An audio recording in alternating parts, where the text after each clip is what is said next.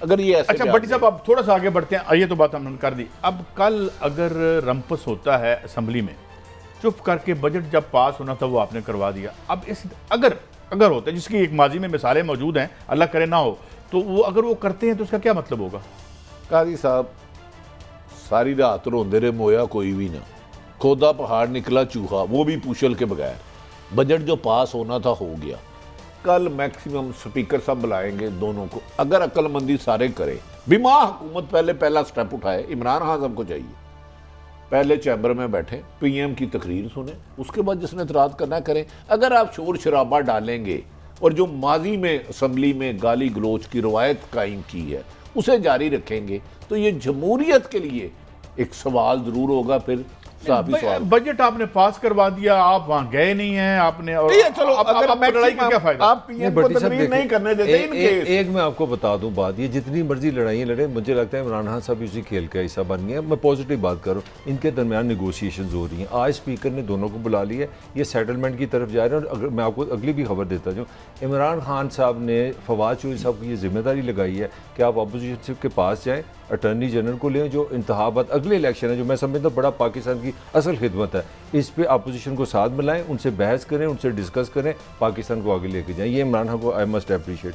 तो ये चीज़ें इस वक्त निगोशिएशन हो रही हैं। दूसरी जो बात बटी आपने इनसे सवाल किया था वो सिंपली होता है, हम लोग समझते हैं बजट की तकरीर होती है, बजट की तकरीर असल चीज़ है बिल जो आज मंजूर हो गया कि ये खर्चे हैं, ये टैक्स है। इसके बाद एक सिर्फ फॉर्मेलिटी है, कल एक दो कटौती की तहरीकें होंगी दो चार, उसके बाद बहस खत्म हो जाएगी और ये सारी जो बिल है ये चला जाएगा सदर पाकिस्तान के पास। एक जगह पे खड़े होकर फुटेज बनवा के कहीं भेजनी है कि जनाब देखो मैंने क्या कर दिया। वो तो अब आप मैंने कल भी आपसे कहा ना, हमने MNA MP हर पार्टी ने 5-5 6 हारकुलिस तैयार। अच्छा मलक साहब मैं आपको एक खबर दे दूं। जी प्लीज।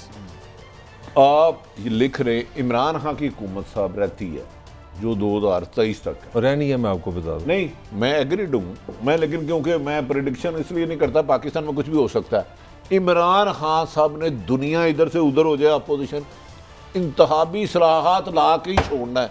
इस 40 साल के धांधली के जनाजे को उन्होंने दफन करना है। ये मैंने इमरान खान साहब का आपको खबर दे रहा हूँ कि ये फैसला कर चुके हैं। हर मुमकिन कोशिश करेंगे अपोजिशन को मिलाने की। उन्हें कहेंगे अपने IT एक्सपर्ट ले आए, अपने आईनी एक्सपर्ट ले आए, दुनिया को करेंगे। लेकिन 2 फैसले हो चुके हैं, इंतखाबी सलाहत और ओवरसीज को वोट का हक। ये मैं आपको खबर दे रहा हूँ। ये बड़ी खबर है कि ये दोनों हैं। लेकिन अभी हमारे जो वजीर खजाना हैं उन्होंने ये बात कही है कि ये लोग टैक्स नहीं देते। जरा सुनाइएगा।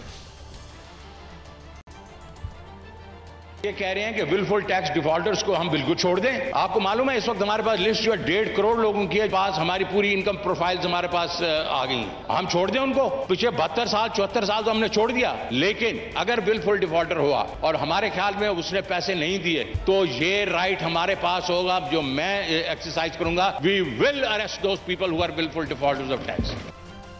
जी मलिक साहब, ही मस्ट, ही विल नहीं, he must, this is his duty. ये क्या बात हुई? आई विल, अच्छी बात उन्होंने की है। मेरा ख्याल है ये गरीब आदमी के साथ जुल्म होगा अगर आपने 1.5 करोड़ लोग जो टैक्स नहीं दे रहे। इसका क्या मतलब है?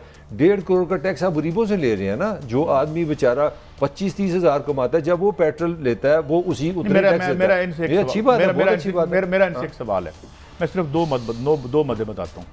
पहले बाकी आपको पता है, एक नई 1.3 ट्रिलियन 1300 अरब रुपए के गिव्स अवे हैं जो खुद सरकार दे रही है।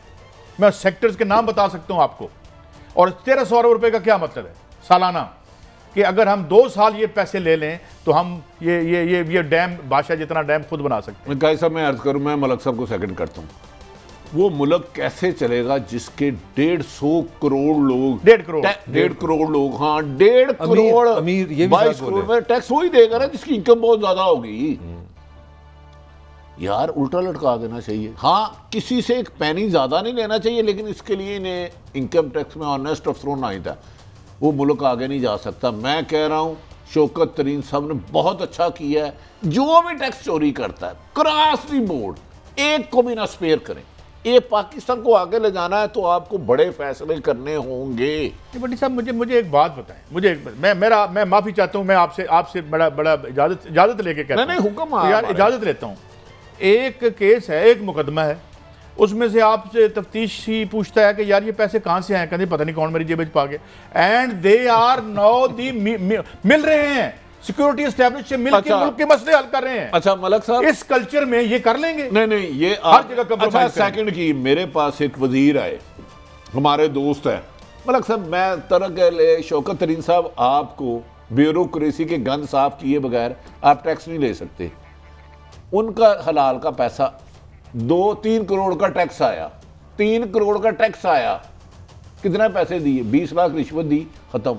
और यार उस अफसर को कोई बुला के पूछे कि तू इस बंदे को, इस कंपनी को 3 करोड़ का कह रहा है, तेरे पे इनकम टैक्स है, तूने अचानक सारा कैसे छोड़ दिया?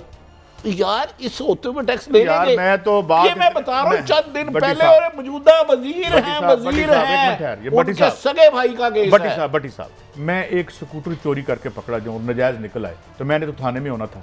ये इकतदार के ऐवानों में फिर रहे हैं, 25 बिलियन जेब में डाल के। यार क्या बातें करते हैं, क्या बातें करते हैं, किसको उल्लू बना रहे हैं? ये पता है क्या करते हैं इनकम टैक्स वाले? आपको कादी साहब को भेज देंगे, मिसाल के तौर पर इसकी मैं विटनेस और मैं आपको समझ दिखा सकता हूँ। हाँ। आपको 50 करोड़ टैक्स लग रहा है, आप जाएंगे, बार्गेनिंग करेंगे, 10-15 लाख उसको देंगे, 10-15 टैक्स लगेगा, वो 50 करोड़ का समझ आया। कभी किसी अफसर ने बुला के पूछा नहीं भाई अगर 10 लाख लेना था तो ये 50 यार समझ क्यों किया था? देखे ना, मैं जो लेकिन शौकत तरीन साहब, इसके लिए आपको उल्टी उंगली करनी होगी। देखें कि अपने तबके को डालते हैं। मेरा तो ये सवाल है, ये साबिक वजीर खजाना, इनको सब पता है, ये अगली स्टोरी, इनके तो अपने नैब के केस ही, अगली आप बातें कर रहे हैं। यार आप फिर 150 लोगों को, 1.5 करोड़ लोगों को छोड़ देना। मैं नहीं, मैं कहता हूं जब भी कोई मुल्क ठीक करना चलता हम पुराने मुर्दे निकाल लेते हैं। करो जरूर, ये कर दें, करें, हम तो कह रहे हैं नहीं करेंगे तो हम इन पे भी बिल्कुल करेंगे। और सबसे पहले तो ये इनकी गवर्नमेंट पता करे ना, ये जो मैंने अभी 25 बिलियन की बात की है, एम जेब में पाकर टूट गया यार, वो एक मुल्क है, कौन चलेगा? कौन चलेगा यार? कल क्या है, हमजा शहबाज साहब ने कहा मोइजा हुआ 25 दसो ना यार, and look who is talking. अच्छा हुण अगली गल, ये जो नैब का कानून कर ले तब्दीली, 15 बंदे इकट्ठे करो, 2000 बट्टे इकट्ठे करो, बहन जी गाड़ी में डालो, तो ऊपर जाकर नैब को मारो तो केस खत्म। क्यों भट्टी साहब? आप कानून में तब्दीली कर रहे हैं, हम चाहते हैं तब्दीली करें, make it more effective, make it more effective, but what can you do where there is no law and order, no police, no security?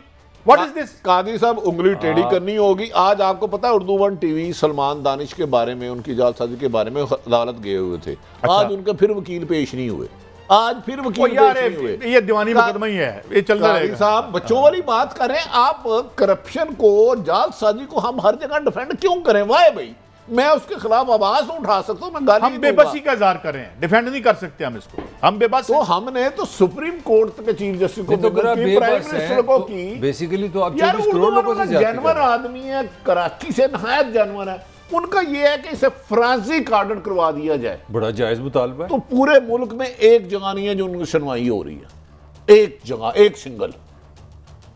तो कादी साहब 1.5 करोड़ लोग फिर आपको टैक्स देंगे अगर आपके कानून इतना बेजान होगा और ताकतवर माफिया के आगे मजबूर बेबस होगा। कानून आप जितने मर्जी बना लें, कानून जितने मर्जी बना दें। मैं आज लाहौर हाई कोर्ट में तारीख थी, मोहतरम जस्टिस साहब, मैंने एक बहुत बड़े आदमी से बात की, मैंने कहा यार इस आदमी की प्रॉपर्टी है, तो ये बेचारा, उसने कहा यार मुकदमा भी होगा, इसके हक में भी हो जाएगा, 3 नस्लें लग जाएंगी इसको वापस लेते हुए।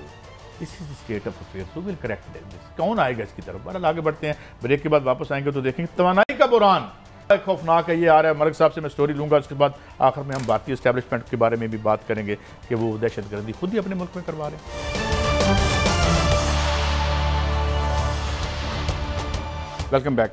मलिक साहब, आप एक तो तवानाई के बुरहान आने वाला है, कोई बहुत बड़ा, लेकिन इससे पहले कोई आप बात करना चाहते हैं? मैं सिंपली ये कहना चाह रहा था कि अल्हम्दुलिल्लाह हम कोशिश करते हैं, भट्टी साहब हमारे हेड भी हैं, कि हमें जर्नलिज्म को जो मयार है, जो दूसरा वर्शन हम लेते हैं, उसके लिए हमने एक स्टोरी पे काम कर रहे हैं। हमने CM बलूचिस्तान को लिख दिया कि आप अपना नुक्ता नज़र हमें दें, ताकि उनके नुक्ता नज़र के बाद हम स्टोरी दें। चलें, जब उनका नुक्ता नज़र आ जाएगा तो हम उस पर बात करेंगे। ये हमारी जिम्मेदारी है, हम किसी आप मुझे ये बताएं कि अगले 15 दिनों में क्या होने वाला है, और जो ये एनर्जी की एस्टैब्लिशमेंट है हमारी, ये एक सिलसिला क्या है? सर, ये 15 दिन के बाद हमारे साथ जो अभी हो रहा है वही हो रहा है जो हमारे साथ 70 साल से हो रहा है। मिसमैनेजमेंट, डाका, लूट मार सारा है। अब मैं किसी पर इल्ज़ाम नहीं लगा रहा, मैं आपको फैक्ट बताने लगा।